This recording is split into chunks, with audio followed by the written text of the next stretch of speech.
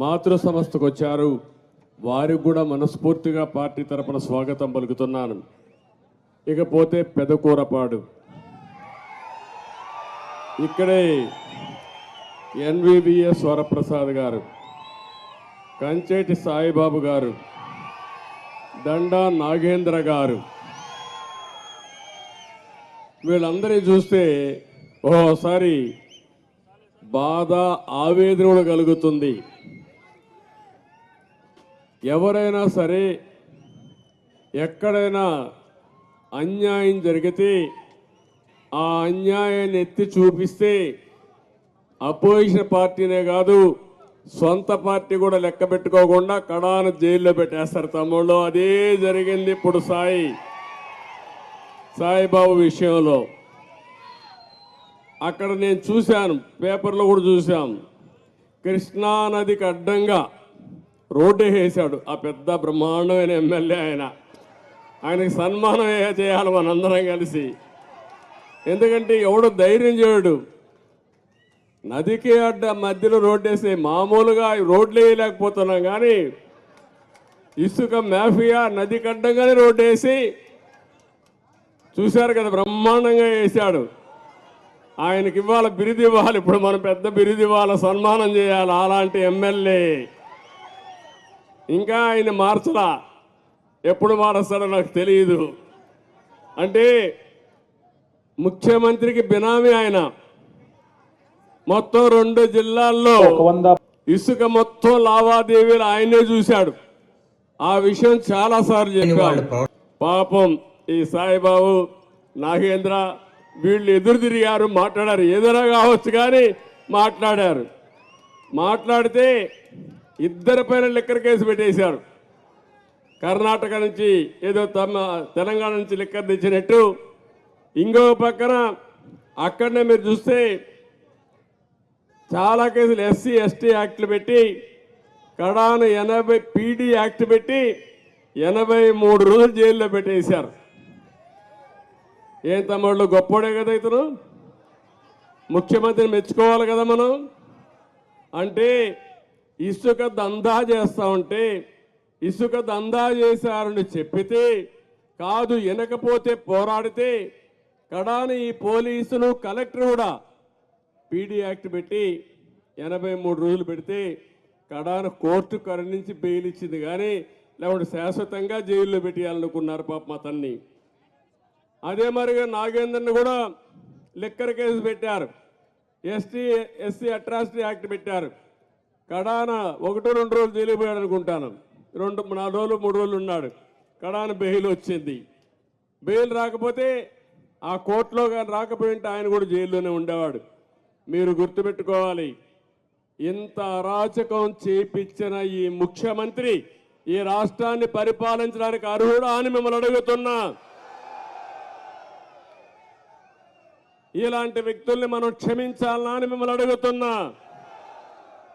అందుకే తమ్ముళ్ళు, ఈరోజు నేను ఒకటే మిమ్మల్ని అందరినీ కోరుతున్నా. ఈరోజు మీ పట్టుదల నేను చూశాను. మిమ్మల్ని అందరినీ మనస్ఫూర్తిగా అభినందిస్తున్నా. ఈరోజు ఇక్కడికి వచ్చిన వాళ్ళు కొంతమంది రాష్ట్రంలో ఇప్పటికే వలసలు ప్రారంభమయ్యాయి. ఎక్కడికక్కడ రాష్ట్రాన్ని కాపాడుకోవాలన్న ఆలోచన ఉండే ప్రతి ఒక్క వ్యక్తి జగన్మోహన్ రెడ్డి ఇంటికి పంపించడం తప్ప వేరే మార్గం లేదని చెప్పి కూడా నేను మీకు తెలియజేస్తున్నా. అతనికి అర్థమైపోయింది, సినిమా అయిపోయింది, ఇంకేం ఉండదు. అది అర్థమైపోయింది కాబట్టి ఇప్పుడు అంటున్నాడు, నేను 92 మంది ఎమ్మెల్యేలు మార్చేస్తాడంట. మార్చేది ఎమ్మెల్యేలు మార్చాలా? ఎవరిని మార్చాలి? ఒక ఛాన్స్ అన్నాడు. పాపం ఒక ఛాన్స్ మన పాలిట శాపంగా మారిపోయింది. అవునా కాదా అని మిమ్మల్ని అడుగుతున్నా. ఏ ఒక్కరి జీవితాలైనా బాగున్నాయా అని మిమ్మల్ని అడుగుతున్నా. ఒక రైతు తీసుకోండి, అప్పుల పాలైపోయారా లేదా మీరు? దివాలా తీశారా లేదా మీరు? ఆత్మహత్య చేసుకుంటున్నారా లేదా మీరు? ఒక్క రైతు వదిలిపెట్టండి. అక్వా రైతు మా తమ్ముడు చెప్తున్నాడు, అక్వా రైతు. ఒకప్పుడు అక్వా రైతు రొయ్య మార్గం మీసాలు మెలేసే పరిస్థితి ఉంటే ఈరోజు ఏ పరిస్థితి మీది? మొత్తం అక్వా కానీ హార్టికల్చర్ కానీ ఆదాయం వచ్చే పంటలు నేర్పిస్తే వాళ్ళందరినీ ఎట్ట చితగొట్టాలో చితగొట్టాడు ఈ జగన్మోహన్ రెడ్డి. ఏమనాలో నాకైతే అర్థం కావడం లేదు. మళ్ళీ నేను వచ్చిన అక్వా రైతాంగాన్ని బాగుపరుస్తామనే వారికి చాలా ఇబ్బందులు ఉంటాయి. ఎందుకంటే ప్రపంచం మొత్తం మార్కెట్ ఎస్టాబ్లిష్ చేశాం. అమెరికా దగ్గర నుంచి అన్ని దేశాల్లో ఆంధ్రప్రదేశ్ చేపలు రొయ్యలు తినేవాళ్ళు. ఇప్పుడు ఎప్పుడైతే జగన్మోహన్ రెడ్డి పుణ్యం కట్టుకున్నాడో వేరే దేశాలు అభివృద్ధి చేసి ఆ మార్కెట్ వాళ్ళు ఆక్యుపై చేసుకున్నారు. రేపు రాబోయే రోజుల్లో మార్కెట్ కూడా కష్టం ఉండే పరిస్థితి వస్తుంది. నేను ఒకే విషయం మీరు గుర్తుపెట్టుకోవాలి. ఒక వ్యక్తి ప్రభుత్వ విధానాల వల్ల మీ జీవితాల్లో వెలుగు తీసుకొచ్చే అవకాశం ఉంటుంది.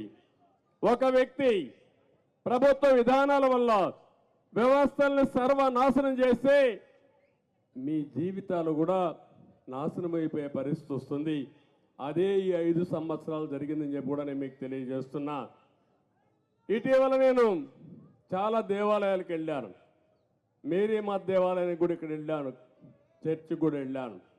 అందరి దగ్గర పూజలు చేసిన తర్వాత నిన్న ఈరోజు మీరు చూస్తే నేను 2 యజ్ఞాలు చేశాను. ఒకటి సుదర్శన నారసింహ యోగం, 2 చండీ యాగం చేశాను. నా కోసరం కాదు, ఈ రాష్ట్రంలో ఉండే ప్రజల కోసం నేను ఈ యజ్ఞాలు చేశాను.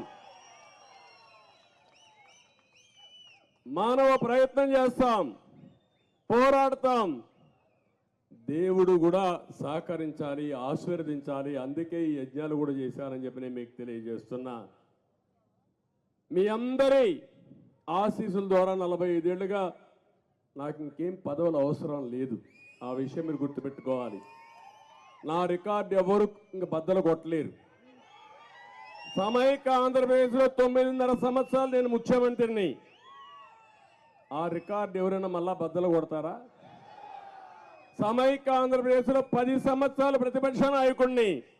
మళ్ళా ఎవడన్నా 10 సంవత్సరాలు అక్కడ ప్రతిపక్ష నాయకుడు అవుతాడా? ఇంకా ఇక్కడ 5 సంవత్సరాలు ముఖ్యమంత్రిని, 28 సంవత్సరాలుగా నేను పార్టీ అధ్యక్షుడిని.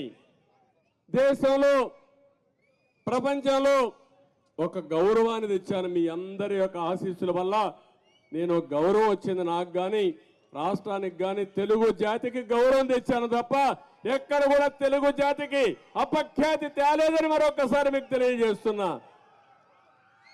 అలాంటి సందర్భంలో ఈరోజు మీరు ఒకసారి చూస్తే రాష్ట్రంలో జరిగే పరిణామాలు చూస్తే బాధ అవుతుంది, ఆవేదన కలుగుతుంది. ఓసారి రాత్రులు నిద్ర కూడా రాదు. నా కోసరం కాదు, జరిగే సంఘటనలు చూసిన తర్వాత 1-2 కాదు, ఒక్క ఛాన్స్ పాపం ఈ 4 సంవత్సరాల 9 నెలలు అయింది. ఈ 4 సంవత్సరాల 9 నెలల్లో అందరూ కూడా మా తమ్ముడిని గోయిందా గోయిందా అంటున్నాడు. కడాన నిస్సహాయ స్థితికి వచ్చినప్పుడు దేవుడే దిక్కు అనుకుంటా ఆ పరిస్థితికి వచ్చా అందరం. కాదు, మన చేతల్లోనే ఉంది. మన రాత తిరగ రాసే శక్తి మన చేతల్లో ఉంది. నేను అడుగుతున్నా, వైఎస్ఆర్ కాంగ్రెస్ పార్టీలో పనిచేసే కార్యకర్తల్ని, ఒక రైతుని, ఒక ఆటో డ్రైవర్ని, ఒక మహిళని, ఒక నిరుద్యోగిని, మీకైనా లాభం జరిగిందా తమ్ముళ్ళు? చెప్పమని వాళ్ళు అడుగుతున్నా. అందరూ ఒకరు కాదు, ఎప్పుడు కూడా మీరు గుర్తుపెట్టుకోవాల్సింది, ఒక విధానం వల్ల, ప్రభుత్వ విధానం వల్ల సంపద సృష్టించబడాలి. ఒకే ఒక ఎగ్జాంపుల్ చెప్తున్నా. మీరు మొన్న తుఫాన్ వచ్చింది, 2 రోజులు తిరిగాను. తుఫాన్ని మనం నివారించలేం, కానీ తుఫాను బాధను తగ్గించగలుగుతాం. ఉదుగు తుఫాన్ వచ్చింది, అందరికంటే ముందు నేనే వెళ్ళా. విశాఖపట్నంలో 10 రోజులున్నా అందరికీ సహాయం చేసిన తర్వాత తిరిగి వాళ్ళ ముఖంలో నవ్వు చూసిన తర్వాత ఆనందం చూసిన తర్వాత తిరిగి హైదరాబాద్కు వచ్చా. ఆ రోజు ఈరోజు నేను అడుగుతున్నా, ఈ ప్రభుత్వం ఉంది, కాలువల తొవల, మురికి కాలువలో మట్టి దీల, నీళ్ళు వచ్చాయి, కాలువలు పొలాలన్నీ కలిసిపోయి 4 రోజులుంటే చేతికొచ్చే పంట మొత్తం నీటి పాలైపోయే పరిస్థితి వచ్చింది. అవునా కాదా అని మిమ్మల్ని అడుగుతున్నా. ఇది ప్రభుత్వ వైఫల్యం అవునా కాదా అని మిమ్మల్ని అడుగుతున్నా. ముఖ్యమంత్రి వస్తాడు, హెలికాప్టర్లు తిరుగుతాడు. హెలికాప్టర్లో తిరిగితే కనపడుతుంది తమ్ముళ్ళు. నేను 2 రోజులు ఊరూరికి తిరిగాను, మీ బాధను అర్థం చేసుకున్నాను. కానీ ఓసారి బాధ, నిస్సహాయ స్థితి, ఏమీ చేయలేకపోయానని బాధపడ్డాను తప్ప అదే తెలుగుదేశం పార్టీ అధికారంలో ఉంటే మీ ముఖంలో ఆనందం చూసే వరకు మీ దగ్గర నేను ఉండేవాడిని, చేసేవాడిని.